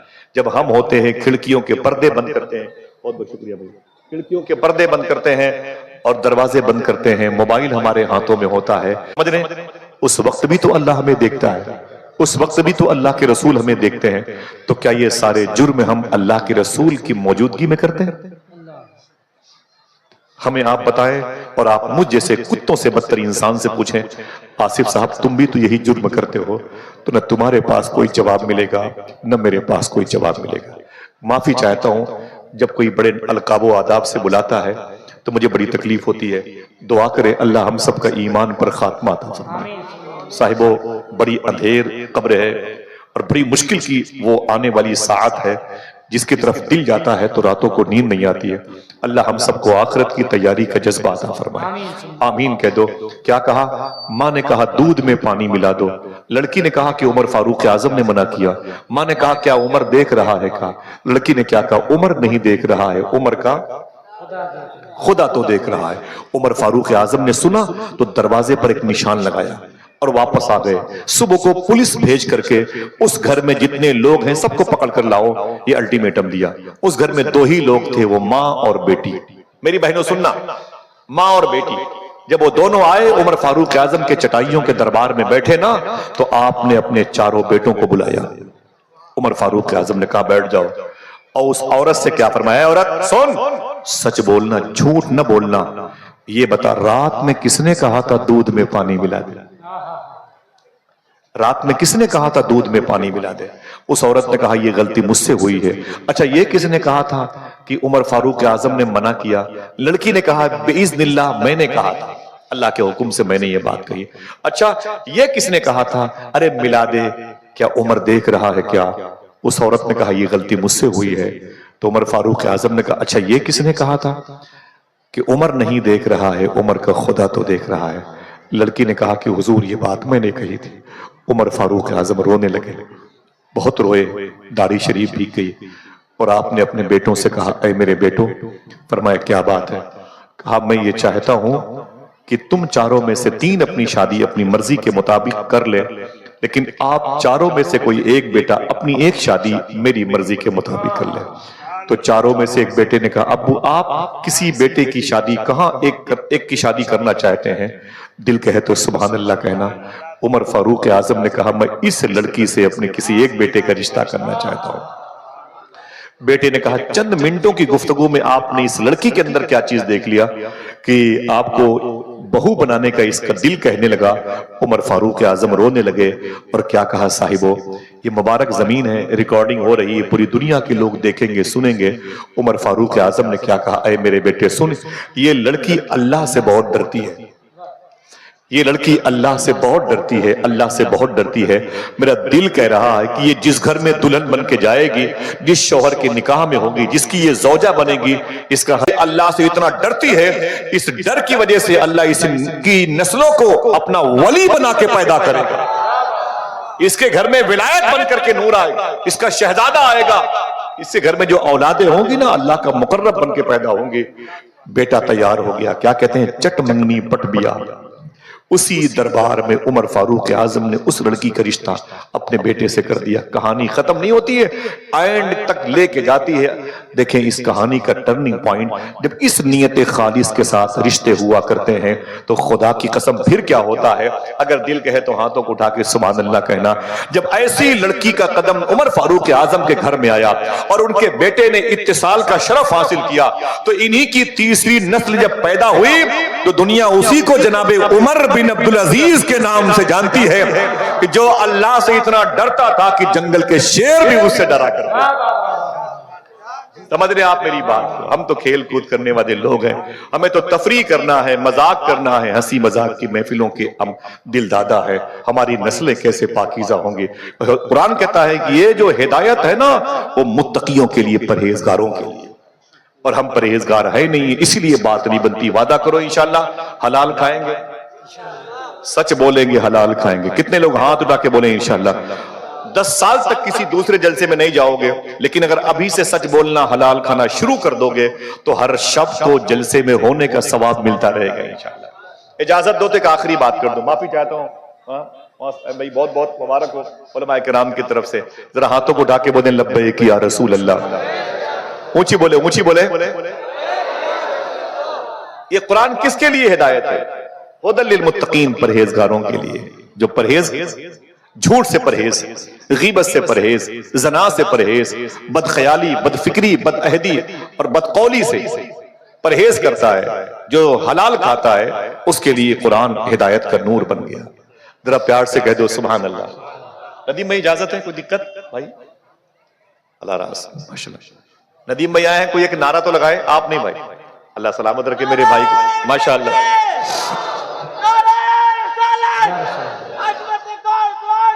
ماشاءاللہ، سبحان اللہ، کوئی بات، سبحان اللہ۔ عظمت قرآن کانفرنس ہے کہ نہیں؟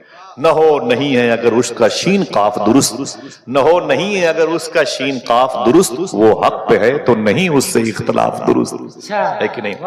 بیٹے دیکھیں یہ قرآن کس کے لیے ہدایت کا نور ہے، کس کے لیے ہدایت کا نور ہے؟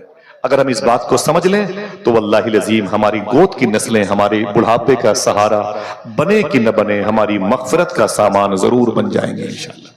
ہاتھ اٹھا کے بولیں انشاءاللہ۔ ماں باپ کی عزت کا عالم دین بن گیا، توجہ ہے حضور، اپنے وقت کا عالم دین بن گیا، ماضی قریب کا واقعہ ہے، اپنے وقت کا عالم دین بنا، اور جب عالم دین بنا تو صرف عالم دین ہی نہیں بنا، اپنے وقت کا عاشق رسول بھی بن گیا، اپنے وقت کا وہ عاشق رسول بھی بن گیا، اس کے عشق کے چرچے ہونے لگے، اس کے نام کے ڈنکے بجنے لگے، عظیم الشان عالم دین کے پیکر میں، نام ان کا میری زبان پر ہے لیکن وہ پینڈنگ میں ہے، معلوم ہے بڑے چرچے ہوئے ان کے، بڑے چرچے ہوئے، بڑے ہوئے تو ان کی شادی ہوئی، جس لڑکی سے شادی ہوئی وہ لڑکی بڑی پرہیزگار تھی۔ معلوم ہے اگر نیتیں اچھی ہوتی ہیں تب لڑکے اچھے ہو، اصل اچھی ہو تب نسل اچھی ہوا کرتی۔ 100 سال پہلے ایک بزرگ تھے شیخ اسماعیل نبہانی رحمت اللہ علیہ، شیخ اسماعیل نبہانی، لوگ ان کو مجدد کہتے ہیں، اعلیٰ حضرت سرکار کی کتابوں پر ان کی تقریر، ان کے تاثرات لکھے ہوئے۔ شیخ اسماعیل نبہانی، علماء کرام خاموشی سماعت کر لے، ان کا مجھ پر احسان ہوگا۔ شیخ یوسف بن اسماعیل نبہانی، یوسف نام، باپ کا نام اسماعیل نبہان، یہ رم اللہ غازہ خان یونس جو فلسطین سے 150 کلومیٹر کے فاصلے پر ہے، وہیں پر قریب میں ایک بستی تھی نبہان، یہ وہیں کے رہنے والے تھے، بڑے عظیم عاشق رسول تھے۔ مجھے ان کے بارے میں کچھ کہنا نہیں ہے، میری بہنیں سننا، ان کی شادی ایک بڑی حسین لڑکی سے ہوئی، بڑی خوبصورت لڑکی سے ہوئی۔ جب لڑکی سے کافی دنوں کے بعد ان کی سہیلی سے ملاقات ہوئی، حضور دیکھیں، ان کی سہیلی سے ملاقات ہوئی نا تو سہیلی نے کیا کہا، تیری شادی کہاں ہوئی ہے؟ تو فرمایا کہ مولانا یوسف بن اسماعیل نبہانی میرے شوہر ہیں۔ بولے او تجھے مولوی ملا؟ تجھے مولوی ہی ملا رشتے کے لیے، کوئی اور نہیں ملا؟ تو وہ خاموش ہو گئی۔ بولے کچھ بھی کہہ لو؟ بولے نا نا نا نا، تو اتنی حسین تھی، تجھے تو امیر شہر بھی پسند کرتا، وقت کے بڑے بڑے ٹاپ کلاس کے روسا بھی تجھے اپنی بیوی اپنے بہو بناتے، تجھے ایک مولوی ہی ملا؟ تو حضرت یوسف بن اسماعیل نبہانی کی بیوی نے کیا کہا، کیا مطلب؟ بولے تجھے اس مولوی کے ساتھ رشتہ کر کے کیا ملا؟ دیکھیں بہت بڑے بزرگ کی بات کرتا ہوں، پوری زندگی مدینے کے نام پہ تڑپتے رہے لیکن روضے رسول کے اندر کبھی نہیں گئے، دور سے ہی گنبد خضرا دیکھتے تو کھڑے ہو کے سلام پڑھتے، روتے ہوئے واپس چلے جاتے۔ کسی نے پوچھا تھا اندر کیوں نہیں جاتے؟ آپ کا ایک تاریخی جملہ ہے، فرمایا کتے کا کام ہے گھر کے باہر رہے، گھر کے اندر تو گھر کے مالک رہا کرتے ہیں، کبھی اندر نہیں گئے۔ بڑے بزرگ ہیں بھائی، میں کیا بات کروں، ایک سے ایک اللہ کے ولی زمین پر موجود ہے۔ شیخ یوسف بن اسماعیل نبہانی رم اللہ غازہ خان یونس کے قریب نبہان ہے، وہیں کے رہنے والے تھے۔ بیوی سے پوچھا سہیلی نے، تجھے اس مولوی کے ساتھ رہ کے کیا ملا؟ کیا ملا اس مولوی کے ساتھ؟ صاحبو میری بہنوں تم بھی سنو، دل کہے تو ہاتھوں کو اٹھا کے سبحان اللہ بولنا۔ تو آپ کی بیوی نے کیا کہا؟ میری بہن سن، مجھ سے بولتی ہے کہ تجھے اس مولوی کے ساتھ رہ کے کیا ملا؟ شیخ یوسف اس شوہر کے نکاح میں آنے کے بعد مجھے 84 مرتبہ خواب میں اللہ کے رسول کی زیارت کا شرف حاصل ہو گیا ہے، اب مجھے کیا چاہیے؟ مجھے حضور نظر آ گئے۔ اللہ اکبر اللہ اکبر۔ فیضان غوث اعظم، فیضان اولیاء کرام، یہ کیا تھا؟ قرآن کانفرنس۔ یہ اسی قرآن کا نور تھا جو شوہر کے دل میں تھا، وہ ٹرانسفر ہوا تو بیوی کے دل میں آیا اور پیشانی پہ چمکا تو نور مصطفیٰ کی زیارت کا شرف حاصل ہوا۔ کہنے لگی دل جس سے زندہ ہے وہ تمنا تم ہی تو ہو، یا رسول اللہ ہم جس میں بس رہے ہیں وہ دنیا تم ہی تو ہو۔ حضور کو دیکھا تو کہنے لگی مرہار سنگار تمہیں سے ہے، بگین میں بہار تمہیں سے ہے۔ کہنے کا مطلب اگر رشتے اس نیت خالص کی بنیاد پر ہوتے ہیں تو سفل اور کامیاب ہوتے ہیں۔ بات تھی اس عظیم الشان بزرگ کی۔ یہ قرآن جب اس کے ماں باپ اپنے بچے کو گود میں لے کے پڑھتے تھے تو قرآن سنتے سنتے بچہ بڑا ہو گیا، بڑا ہوا تو عالم دین بنا اور پھر عاشق رسول بنا۔ جب وہ بڑا ہوا اس کی شادی ہوئی تو اس کے نکاح میں ایک لڑکی آئی، میاں بیوی دونوں مل کے قرآن پڑھتے تھے۔ 1 سال کے بعد گھر میں ایک محبت کی نشانی پیدا ہوئی، ایک بیٹا پیدا ہوا۔ بیٹے کی پرورش ان ماں باپ نے کی تو اسے بھی قرآن سنا کے کی۔ سبحان اللہ، قرآن سنا کے بیٹے کو پالا۔ جب بچہ آہستہ آہستہ 19-20 سال کا ہوا تو بیمار پڑ گیا۔ اپنی ماں کی خدمت کرتا تھا لیکن بیمار پڑ گیا۔ اپنی ماں کا تقدس وہ پامال نہیں کرتا تھا لیکن بیمار پڑ گیا۔ ڈاکٹروں کے ہاں اس کو ایڈمٹ کرایا گیا۔ جب ڈاکٹروں کے ہاں اس کو ایڈمٹ کرایا گیا نا تو ڈاکٹروں نے اس کا بڑا علاج کیا لیکن وہ ٹھیک نہ ہوا، وہ ٹھیک نہ ہوا، بڑی پریشانی میں پڑ گئے ڈاکٹر۔ ایک دن بلایا، فرمایا حضرت کہا کیا بات ہے؟ اپنے بیٹے کو لے کے جائیں اور میں اسے ڈسچارج کرتا ہوں، یعنی جواب دیتا ہوں اب آپ کا بچہ چند گھنٹے کا مہمان ہے۔ وہ عالم دین کہتے میں رونے لگا، میری جوان اولاد میری گود میں تھی، ڈاکٹر نے بیڈ سے اتار دیا تھا، میں نے اسے گود میں لے لیا۔ ڈاکٹر نے کہا 4-5 گھنٹے کے بعد یہ مر جائے گا۔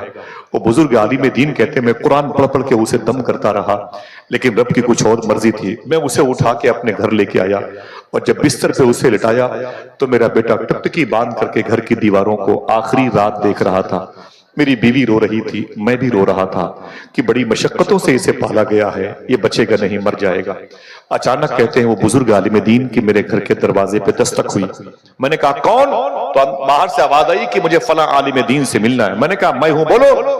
تو اس نے کہا قریب میں قادیانی فرقے کے لوگوں نے ادھم چوکڑی مچا رکھی ہے، لوگوں کے عقیدے خراب کر رہے ہیں، جلدی آپ چلیں ورنہ شہر کا شہر ہاتھ سے نکل جائے گا۔ وہ عالم دین کہتے ہیں میں پلٹا، جب میں نے بیٹے کو دیکھا تو بیٹا میرا آخری ہچکی لے رہا تھا، میری بیوی رو، میں نے اپنے بیٹے کا ہاتھ پکڑا اور اس کے ہاتھ کو چوما۔ میں نے کہا اے میرے بیٹے مجھے معاف کرنا، میں جا رہا ہوں۔ بولے آپ کہاں جا رہے ہیں ابو؟ آپ کہاں جا رہے ہیں؟ میں خود دنیا سے جا رہا ہوں۔ تو باپ نے کہا کہ اے میرے بیٹے تجھے پتہ نہیں ہے نبی کا دین مجھے آواز دے رہا ہے، حسین کا دین مجھے آواز دے رہا ہے۔ وہ قرآن جسے نیزے کی نوک پر امام حسین نے پڑھا تھا، وہ قرآن اس کی عظمت خطرے میں ہے، مجھے جانا ہے۔ تو بیٹے نے کہا ابو کچھ دیر کے لیے ٹھہر جائیں، ملک الموت میرے گھر آنے ہیں، موت کا فرشتہ آیا چاہتا ہے، میں خود اپنے گھر سے جا رہا ہوں ہمیشہ ہمیشہ کے لیے۔ باپ نے کہا اے میرے بیٹے میں 1 منٹ بھی نہیں ٹھہر سکتا۔ کہا کیوں؟ کہا مجھے قرآن کی عظمتیں آواز دے رہی ہیں۔ تو بیٹے نے کہا ابو میں مر جاؤں گا، اس تاریخی جملے کو یاد کرے تو اس عالم دین نے کیا کہا تھا؟ اس نے کہا اے میرے بیٹے سن، تجھ جیسے ہزاروں بیٹے نبی کے نام پہ قربان ہو جائے، میں جا رہا ہوں۔ بیٹا رونے لگا تو پھر بزرگ تھے وہ کہتے ہیں کہ میں پلٹا، میں نے کہا سن میرے بیٹے تو مجھ سے محبت کرتا ہے؟ تو اس نے کہا ہاں مجھ سے آپ سے محبت ہے۔ تو میں نے کہا میرا ایک کام کر دے۔ اس نے کہا کیا؟ تو میں نے کہا تیرا انتقال ہونے والا ہے۔ اس نے کہا جی۔ تو میں نے کہا جب قبر میں جانا حضور تیری قبر میں آئے تو میرا سلام بول دینا، حضور کو میرا سلام بول دینا، کہنا سرکار میرے باپ نے آپ کو سلام کیا ہے۔ بچے نے کہا ٹھیک ہے، اتنا کہنا تھا۔ کتابوں کا گٹھر لیا وہ عالم دین اپنے سر پہ رکھا۔ بیوی روکتی رہی کہ بیٹے خطرے سے باہر نہیں ہو پا رہا ہے، آپ مت جائیں۔ بولے قرآن کا اعزاز مجھے آواز دے رہا ہے۔ قرآن کے تجلیاں مجھے آواز دے رہی ہیں، قرآن کا انوار مجھے آواز دے رہا ہے، قرآن کا اعجاز اس وقت اپنی زلفوں میں مجھے مقید کرنا چاہتا ہے۔ میں گھر پہ نہیں رہوں گا، تیزی سے بھاگے، قریب میں بس اسٹاپ تھا، بس پہ بیٹھ گئے۔ جیسے بس پر بیٹھے ایک آدمی دوڑتا ہوا آیا، کہا حضور اتر جائیں۔ شیشہ کھولا، کہا کیا بات ہے؟ کہا بیٹا مر گیا، اتر آئیں، اس کی نماز جنازہ تو پڑھ دیں۔ رونے لگے، بولے بیٹا مر گیا ہے لیکن نبی کا دین نہیں مرنے دوں گا، بولے نبی کا دین نہیں مرنے دوں گا، میں بس سے نہیں اتروں گا، میرے بیٹے کی نماز پڑھ کے اسے دفن کر دینا، خدا کی قسم میں واپس نہیں جانے والا۔ نماز جنازہ یہ فرض کفایہ ہے اور حضور کا دین بچانا یہ فرض عین ہے، یہ ضروری ہے پوائنٹ کے اعتبار سے۔ نکلے، بولے جا میرے بیٹے کو سلام بولنا، قبر میں دفن کرنے کے بعد میں نہ رکنے والا۔ چلے گئے، 3 دن تک وہ لڑتے رہے۔ ایسے ہوتے ہیں مجاہدین اسلام، قادیانی فرقے کے لوگوں سے لڑتے رہے، انہیں شکست دی، وہ ہارے، وہ بھاگے۔ پورا علاقہ بڑے پیر سرکار کے جد کریم کے معتقد میں شامل ہوا۔ جب 3 دن کے بعد اپنے گھر واپس آ رہے، آنسو نکل رہے تھے، میرا بیٹا مر گیا، میرے بیٹے کی چارپائی خالی ہوگی۔ اندر گئے تو کیا دیکھا، بیوی بغیر دوپٹے کے زمین پر تڑپ رہی تھی، اس کے چہرے پر جھریاں پیدا ہو گئی تھیں، اس کی آنکھیں سرخ تھیں، عجیب و غریب سراسیمگی میری بیوی تھے۔ جب میں گیا تو میں نے کہا کیا ہوا؟ بولے اے میرے شوہر، میرے بیٹے کا انتقال ہو گیا۔ میں نے کہا ہاں مجھے خبر ملی تھی۔ بیوی نے کہا کہ آپ آئے نہیں، تو فرمایا کہ مجھے قرآن پر جو حملہ ہو رہا تھا وہ برداشت نہ ہوا، اس لیے میں گھر سے باہر نکل گیا۔ اے میری بیوی، میرا بیٹا کچھ کہہ رہا تھا۔ تو بیوی نے کہا جانے سے پہلے اس نے اتنا کہا تھا، امی موت کا فرشتہ میرے گھر آ گیا ہے، اب میں جا رہا ہوں، ابو گھر پہ آئیں تو ان کو میرا سلام بول دینا، کہنا کہ آپ کے بیٹے نے آپ کو سلام بھیجا۔ اتنا کہہ کے جب بیوی بھی ہوش ہو گئی تو اپنی بیوی کو ہوش میں لائے اور پوچھا قبر کہاں ہے؟ پتا چلا قریب میں قبرستان میں اس کی قبر ہے جہاں تدفین عمل میں آئی ہے۔ وہ بزرگ کہتے ہیں میں گیا، میں نے جب بیٹے کی قبر دیکھی تو لپٹ گیا، بہت رویا، قبر کی مٹی کو چومتا رہا اور میں نے ایک دعا کی، اے میرے مولا میرے بیٹے کی قبر کو جنت کے باغوں میں سے ایک باغ بنا دینا۔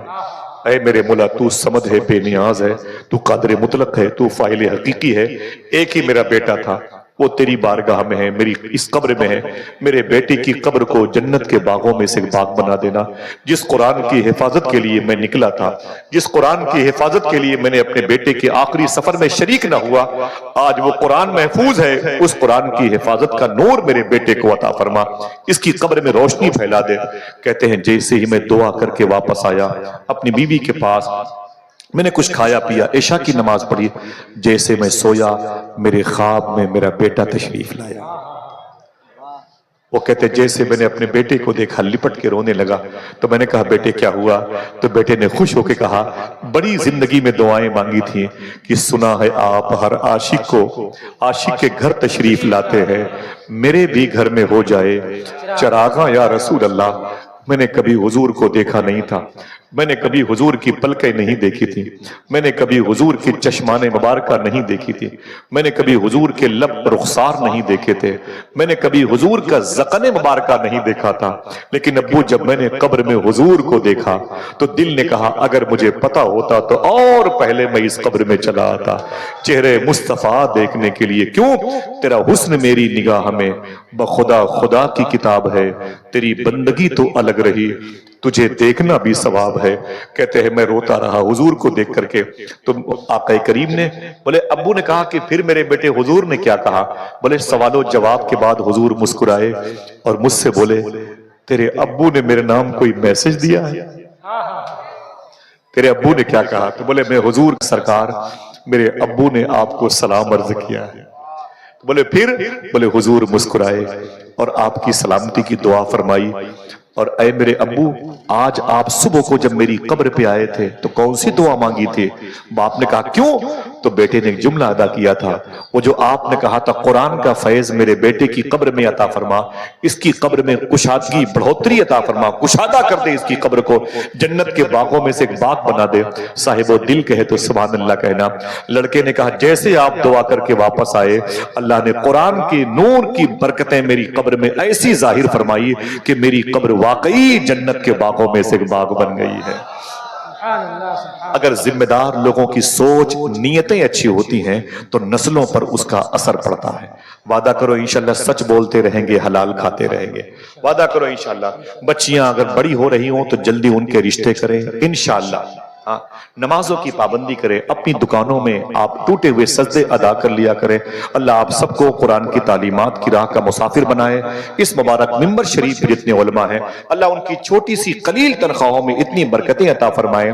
جیسے یہ حضور کا ذکر یہاں سنتے ہیں ایسے ہی مدینے جا کے سنیں، ایسے ہی زندگی میں ایک مرتبہ حضور غوث اعظم کی بارگاہ کی انہیں زیارت کا شرف عطا فرمائے.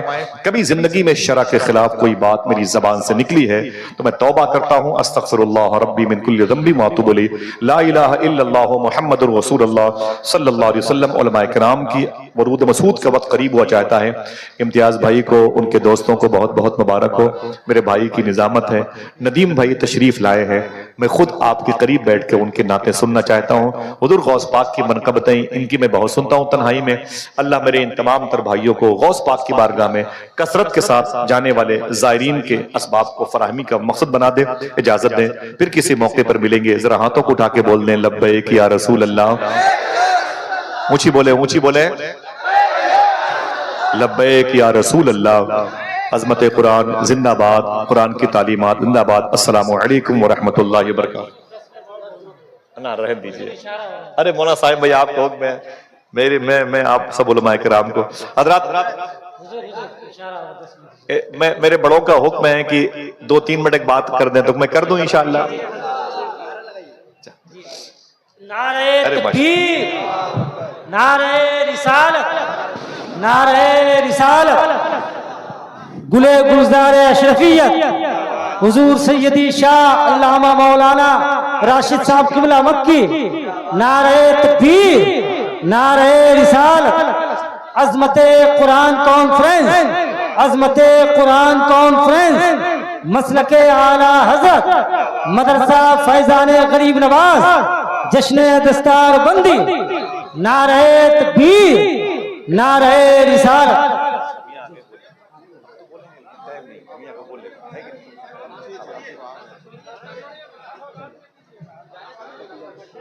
السلام علیکم.